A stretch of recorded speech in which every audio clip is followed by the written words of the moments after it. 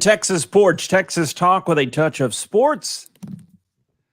It doesn't have the same effect. You open up a water bottle compared to popping a nice cold one, whatever time of day it is. I am JP Heath. We have on today's show, I eulogize a friend, and we tell you something you already knew, that Texas NBA basketball stinks. Joined, as always, I guess, for a third week in a row for these live recorded editions. It is the one and only podcast, Josh. Josh, how are we?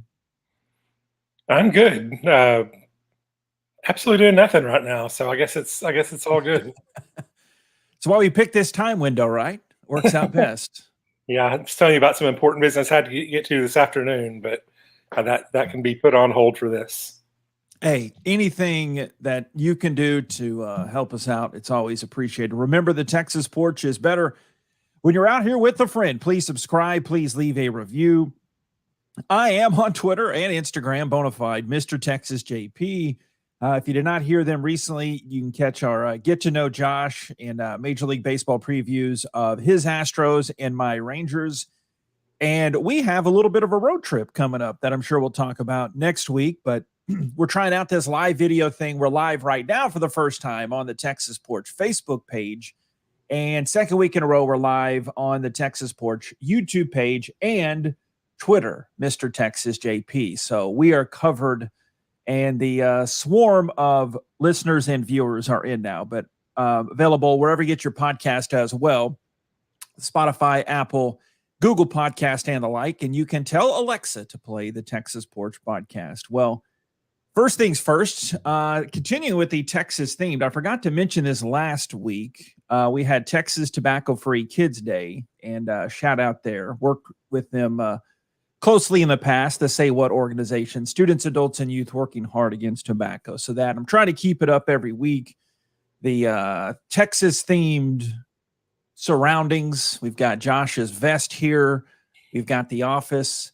And Josh is just oozing Texas as well. But your lighting has improved. I'll give you that. Well, Barb, my wife, she told me last week, because she watched on wherever it was, one of them, you put it out there, and she said my lighting was terrible, and she won't be too happy with this either, but she said we need to get something set up and move the thing around so we can get my Astros and some of my award stuff in the background, but so yeah. I'm sure she'll be on that before I will, so maybe next week we'll even have like a real background for you. And that is the house. We haven't told this story. This happened during the off season of the Texas Porch, where you got my radio broadcast equipment mailed. You took it, that was mailed to my old house, and you held it for a week or so for me to go pick up after I was in Cooperstown, and my company shipped it to the wrong address. And you were errand boy, as you are in many facets of your life. So yeah, that was the week that if you didn't alert them, then somebody think I was a porch pirate, because I just kept on showing up at your house and grabbing the packages that were there. Fortunately, I think you let them know. Otherwise, I'd be turned in. But yeah, it stayed all here, all kinds of equipment, and I think you finally got it all taken care of after about 3 or 4 trips. Yeah, that's a whole saga. But the Pelican 1650 case and some Audio-Technica headsets that thousands of folks can thank you for keeping that equipment in order. So before we get going, to eulogize my great friend and now late great friend, Frankie Hicks, that passed away, I wanted to get some feedback from last week's show, because Marcus texted both of us. He texts Josh Harvard and me, and I guess he texts me more than he texts you, but maybe you're still friends. I don't know. But Marcus responded. This is friend of the show, Marcus, who someday we will tell the Food Boy story when it's safe. I don't think you've probably heard the Food Boy story, and someday we'll tell the peanut butter on the floor mat story as well, because we were roomies. Josh, you and I never roomed together, but Marcus sent this very impressive Houston-themed jersey selection. So kudos to him. By the way, we've got the video stream to match up the pictures for you audio folks as well. But Marcus looks like a Akeem Olajuwon retro Rockets jersey, I would guess, Astros, and another Cougars. I guess those are both Cougars jerseys. One basketball, one football. There, right? And, it looks like the middle. It looks like it's probably a Cougar baseball jersey too, right? It's the trifecta of Cougars, or yeah. There you go. Yeah, good call by you. And I guess these are different. He's got and then there's yeah, he's got Astros. Yeah, there you go. Astros, Texans, and I guess that is a Rockets. Yeah, so he's got them all covered. Kudos to Marcus.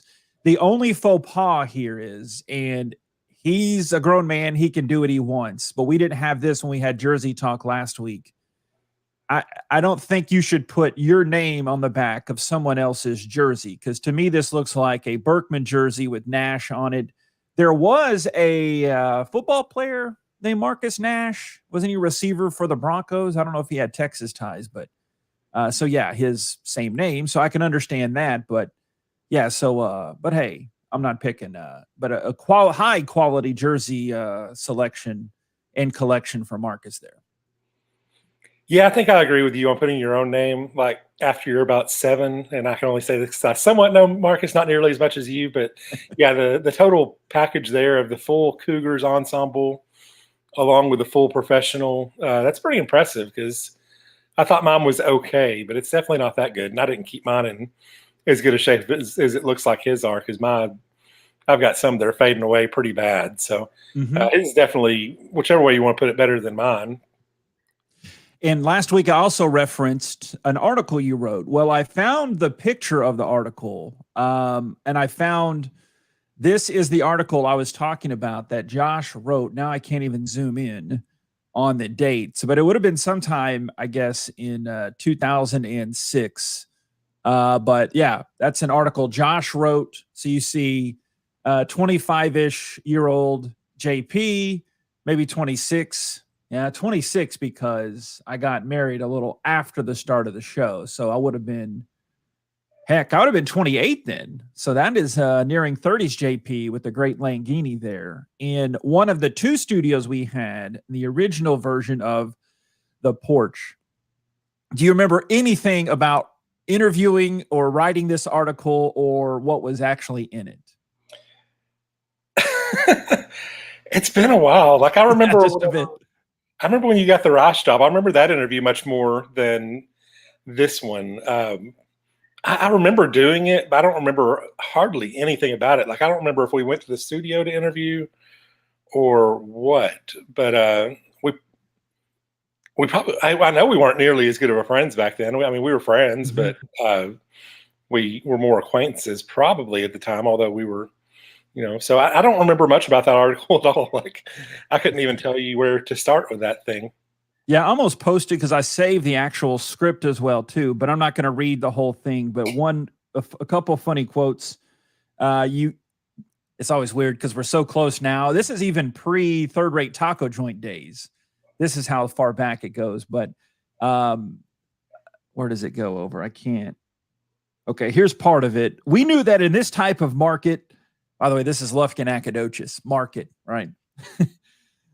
Look, listen to me, 28 years old, 17 years ago. We knew that in this type of market, there was definitely a demand for a sports network, program director JP Heath said.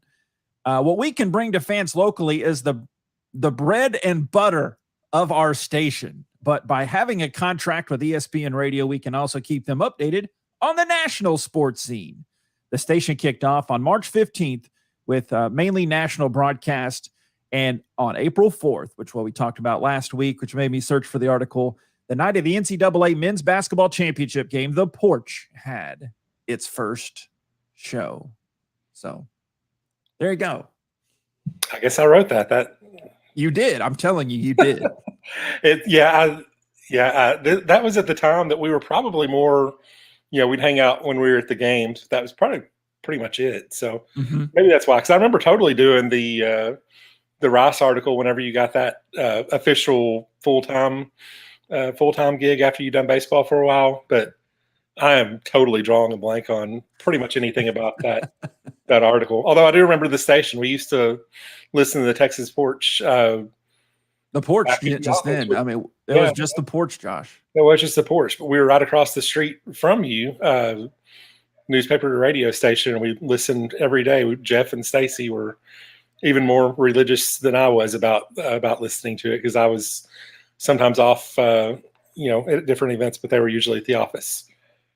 Yeah, I think the highlight of that one is Lango quitting on air. I think that's the moment that I don't know if I have that in the tapes in the closet, mere feet away, but do you want to reenact that? I guess I went over time on our first segment, but do you remember anything about that, or is that a better Jeff recreation of my co-host staring me in the eye and saying, "That's it, I'm through"?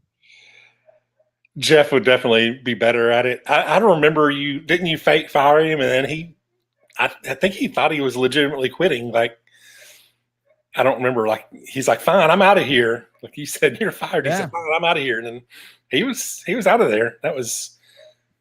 I wish I could remember exactly how that went. But I'm getting old, so my memory's not quite as good. But I do remember, "I'm out of here." Like that was classic. Yeah, he didn't like the way I segmented the show because I wanted to talk about one thing at a time. And then I think, again, he's a great person. I love him dearly.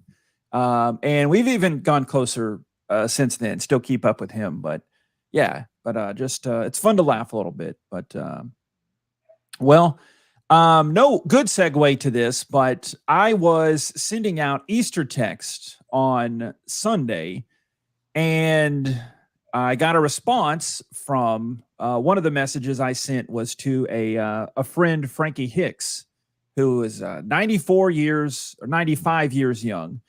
And it was from his wife, who had his phone and let me know that he passed away. And Frankie, a staple in the Houston radio scene, and he was our Rice engineer. Really feel ashamed that I only got to work with him closely for 3.5 years or so. He had a stroke and could not continue his engineering duties, but he spent 32 years as the radio engineer at Rice. And his son, Mickey, also took after his dad and followed his father's footsteps and did a lot of engineering. And I can't think, you know how it goes, Josh, when somebody passes away, you always say they were the best person. You know, I'll never forget this and that. But again, which also seems like a commonplace line, but it doesn't make it any less true. Frankie was the best guy, and he was a true friend. I'm thankful he knew the Lord. Jesus Christ was his personal savior, and I know where he is right now. So that gives me a lot of peace, and I found it somewhat fittingly. Frankie's such a strong spiritual man. He got the news that he passed away on Saturday, but most people got the news on Easter Sunday. So that was quite fitting for Frankie, and for him to pass away on a game day. I thought, even though, I mean, he did so many different sports, I thought that was almost fitting as well, too. But I wanted to read bits of his son's, Mickey's, post about Frankie, and very mischievous. This, you can always be a kid. I didn't get to see him the last, I guess, since the pandemic, but you see a little bit of a, not much difference, but a little bit of pudgier JP there in that one. But yeah, Josh, I was not we did not look eye to eye. So Frankie was, he was a little rabble rouser. Gonna miss that little guy. But here's some of what Mickey said, and I think it's just a great example of a life well lived. Did you ever, I know you went to the booth a couple times those first couple years because you spotted a lot, but I forget, I should have asked that at the start. Did you know Frankie at all? Did you ever meet him? Or do you remember seeing his picture now? Do you remember being around him? I remember that the booth was named after him, right? Yeah. Okay, I remember that. And I think he came around one day to a game I was at. The UTEP game. Yeah. Like, I think I said hi, but that was pretty much it. Like, I'm almost certain that I did see him one day, but that was, not nearly as much as you. I've heard you and Bob and Nate telling stories about him before, but that was pretty much the scope of it for me. So this isn't the whole post, but here's a sense you get a great definition of a man of God in a life really, really well lived. He was born in Houston, third child of 6 boys, grew up in the Houston Heights area, graduated from Reagan High School, that is no longer there. But dad and his brothers were quite mischievous. Mischievous? How are we saying that word? You're the author. Is that right? It's spelled mischievous, but I think it's pronounced mischievous. Mischievous. Mischievous way of pronouncing that. But and quite fitting for Frankie, as he never lost that mischievousness. Dad and his brothers were quite mischievous in their formative years, as kids could be, only limited by the fear of their father finding out and discipline being administered. He grew up at a time when there was only radio, no TV, a little bit before podcast, Josh. He grew up a time, a ticket for a movie was a nickel. Chickens were raised in backyards. 50-pound block of ice for their GE refrigerator, aka Icebox, was delivered by an iceman using a horse-drawn wagon, and streetcars ran down this section of Houston Heights Boulevard. It goes on to talk about he grew up during the Depression, working at a young age, as did his brothers, to help his parents with expenses for the large family. He never once indicated to me that he wished he could have kept some of the money. He was content and happy with helping his family. He found work doing anything for money that includes selling newspapers in downtown Houston, shining shoes, collecting coat hangers to sell to laundries, yard work, delivering groceries, delivered telegrams. Can you imagine that? A man that just passed away delivered telegrams on his bicycle, and skates. So I could see Frankie in his skates skating down Washington and all over Houston. This is a story I remember vividly. So you talk about the great generation. Frankie was a young member of that great generation, and his son's obituary goes on to talk about this, the obituary that his son wrote. But dad was in the last school year for high school, and he and some high school buddies went down together and signed up for the military. Dad joined the Navy at age 17 in November of 1945, participating in the trail end of WW2. Wow. And achieved the rank of Seaman First Class during his Navy service, qualified for radio tech school. Completing his schooling, he finished his tour of duty aboard a destroyer. He was very proud of his service to his country and was honored for his services, being invited going on an honor flight to Washington, D.C. some years ago. So I didn't know this company existed, but his son writes, after he was discharged, he got a job with the National Biscuit Company, cooking saltine crackers, and enrolled in an electronic engineering program at the University of Houston. He was short a couple hours to get his degree when he got a job at a radio station. So this is me now filling in some of the blanks, as Frankie would tell me these stories and always talk about this, because I remember he said he got hired in March of 1948.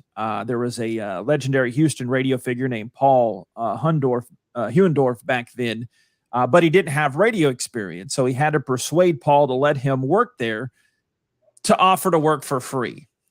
So kiddos, work for free to get your way in. But he worked a lot of remotes. He would do Houston Fat Stock Show and Rodeo, Sunday church services, Houston wrestling, local high school football games, and the dedication of the Battleship Texas broadcast from up top of the San Jacinto Monument there, just east of town, under the star. Dad was deputized by Buster Kern in 1951, like Marvin Zindler, allowing easier police access for broadcast purposes. So that's pretty cool. So anyway, it goes on. There's a lot more. He goes into how he met his wife, and how his wife, Lynn, who survives him, Frankie's soon-to-be father-in-law, gave his approval, said, you don't know what you're getting into, that it'll be like being locked in a boxcar with a wild horse. They were married October of 1951, celebrated 71 years of happiness together. Goes on, it talks a little bit more about his radio career. But I did not know this story, but Frankie had an interaction with Elvis Presley. It was 1955. Elvis, Colonel Tom Parker, and some girls stopped by the Post Oak Studios during his now famous pink and white Cadillac driving his famous Cadillac, and recorded in the studio singing 2 songs. So there were TV guys in the control room laughing at Elvis for how bad he sounded. And I think Frankie was in one of there as Elvis was twanging his guitar, because Elvis wasn't Elvis really yet on the national stage here. But Frankie was there, like, witnessing this. And I guess he was doing some ribbing as well. But Colonel Tom Parker was also in there watching from the audio control room, responding with something like, "Don't laugh. Elvis made $30,000 last year. He'll make that much this month." So Frankie did not have his music taste up to the modern sense just then. But anyway, it goes on. Some of the other cool things as I wrap up. Dad went downrange aboard the USS Iwo Jima during their Apollo 13 mission. He got to go over where Apollo 13 landed and cover that and supply the engineering to it and covering the returning astronauts. He was part of the team who built the audio boards in KPRC TV, and he covered Super Bowl 8 at Rice Stadium. This is another story Frankie told that I still tell folks today. So at halftime, he was responsible. He placed a microphone in the middle of the field. They don't have all these wireless gadgets, Josh. So he had to go out and put a mic up there. Well, Frankie knew this. He had this brown derby hat. I didn't save that picture, but I think it was the same one that I saw on Facebook too from his son, Mickey. Again, I'm reading his son's obit of him. So he has this brown derby hat, and he set up the mic. And you've been to Rice Stadium. Well, it was packed in this day, as you can imagine, Super Bowl 8. So he turns and he dipped his hat and he bowed to the to the whole 80,000 people that were there at the Super Bowl. They were cheering on Frankie. Nominated for 3 Emmys, retired from KPRC November of 1994 after 43 years of service and also a lot of radio duty. He did radio coverage of the Houston Rockets. As I mentioned, he was ours at Rice for 32 years, and I didn't even get a tenth of that time. It's amazing. But a story that he didn't mention in here, but I remember Frankie telling me he ran audio. JFK's famous To the Moon speech at Rice Stadium. He did audio for that. After retirement, Frank provided radio broadcast engineering services for the Rockets. And he did a lot of, there was one story that Frankie told me. I remember the old NBA ref, Dick Bavetta. Yeah. Yeah. So the Rockets radio broadcasts at the Summit were on the floor at that time. And Dick Bavetta blew a call, like I'm sure he did 5-10 times a game. So Frankie yelled at him when he came running by, "You missed that one, Dick." So they go down to one end, come back, and either a dead ball or he stopped play to come over to Frankie and said, "Next time you say anything to me, you're getting a technical." And I forget who the head coach would have been at the time, but Frankie said the head coach looked like, "What's going on? Come on." Who's this little rabble-rouser here causing problems? I don't think he got a technical, but he was always one to playfully incite folks. This is another funny story. I did not know this story, but Mickey says they were walking back from the press dining room to our courtside seats at a Houston Rockets game.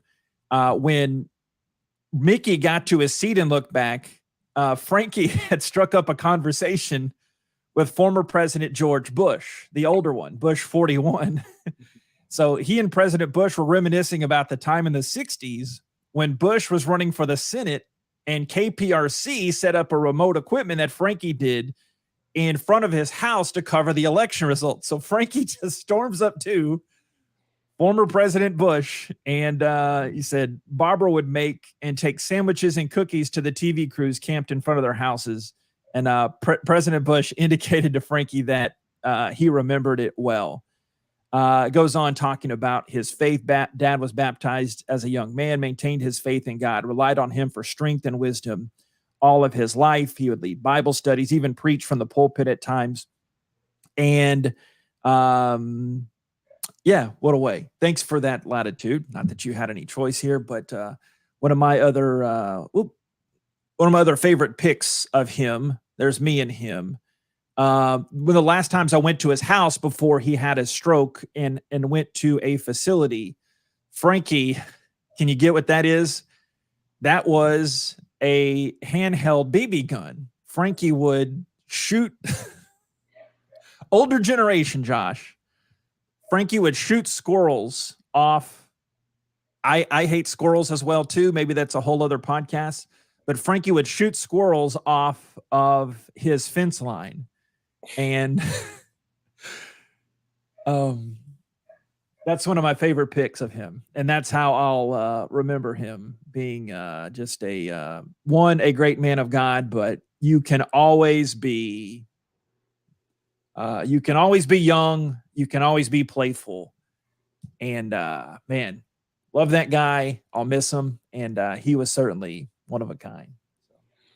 Yeah, I've heard stories before. I can't think of the ones. I hadn't heard most of those, so that was pretty entertaining. But y'all would I guess this would have had to been when I was doing much more spotting for you guys around 17 or 18. And I do remember he showed up one day because y'all would always be talking about him. Y'all were always excited whenever the random times he could still make it up to a game, which I don't think he was able to stay the whole time, but he'd make an appearance. And I could just see he really brightened up you and Nate Griffin and Bob Schlanger. And so when guys like y'all are happy to see somebody, then they're probably a pretty good guy. Yeah, thanks. I know I hogged the mic there for a while, but that was worth it. What do you say we put off our Texas NBA basketball teams stinking, even though memory of Frankie, he was a huge Rockets fan. He would not be happy with firing Steven Silas in the state of the Rockets, but I think I'll end on that one. But yeah, we can save that for another time if you want. The Rockets were enough of a joke all season. The Mavericks more than made up for it late, and the Spurs were all the way across. So I don't think anybody's going to totally be too mad about us skipping that today after remembering Frankie. How about a quick this week in Texas sports and history? April 11th, 1994. Where is it? This week. Oops. This week in Texas sports and history. April 11th, 1994. The ballpark in Frankie would have liked this, Josh. The ballpark in Arlington hosted its first regular season game as the Rangers took on the Brewers. Something I did not mention about Frankie, but speaking of baseball, Frankie engineered a lot of Vin Scully's broadcast when the Dodgers would come in, and he would be the guy that would send the signal back to KABC, I think 7:40 a.m. back in Los Angeles. But ballpark in Arlington opened April 12th, 2015. Jordan Spieth. This week. This week at Texas Sport. Jordan Spieth led wire to wire to win his first Masters. April 12th, 1879. You've been bugging me to get to this. Wheeler County became the first county formed in the Panhandle. I can't tell you how many times you bother me saying, when are you going to talk about when Wheeler County was formed in the Panhandle? So here you go. You know how I love my 1800 county Texas trivia. That's usually what we talk about most of the day at our third-rate taco joint. So I'm glad we could bring this out in the open to everybody else now. All right. This week in Texas sports history. April 13th, 1942, Byron Nelson wins his second Masters tournament in an 18-hole playoff by one stroke over fellow Texan Ben Hogan. Let's see, Baker Mayfield on April 14th, so that'll be Friday. He turns 28. The much maligned walk-on. Oh, he was a walk-on, not really. Austin native, went to Lake Travis. Got offered many scholarships, but chose to walk on, by the way. Texas Tech, OU, obviously, number one pick of the Browns. And April 15th of 1972, 51 years ago, the Texas Rangers host the California Angels in the first game at Arlington Stadium. You had a bunch of games at that stadium back in your younger days? I'd say I went to about 50, 75. Probably about 100. I think I went to one. Mm-hmm. Yeah, I remember you telling me that one time, obviously before interleague play, when the Astros were in the the National League. But yeah, it's I'm on this Facebook group that talks about, no, gee, I miss Arlington Stadium. I really do. Had the big Marlboro sign in the outfield, or was it Winston? You had, I mean, my Nolan Ryan memories playing were right there. Saw a handful of his starts. I went back last year and looked at, but my favorite Rangers of all time, obviously Nolan for that brief window, but a longer spell, Pete O'Brien played a lot at Arlington Stadium, obviously. Steve Buechele, I cried when he got traded to the Cubs. And Big Tex, Nolan. So, yeah. All right, Josh, we did enough here. Frankie would have liked this one. He wouldn't have liked the attention, but we've got a road trip coming up ourselves, too. So we'll wrap up our road trip. I was generous enough to buy the expensive tickets and get us some pretty good seats. Or did I not tell you that already? You told me the tickets were taken care of. That's all. Yeah. Once I heard that, I was like, I'm in. I was already in it already. I was thinking about going to Ross's game at some point. So this will be 2 Ross games I've been to this season, which is pretty good for me in current days. What was the other one?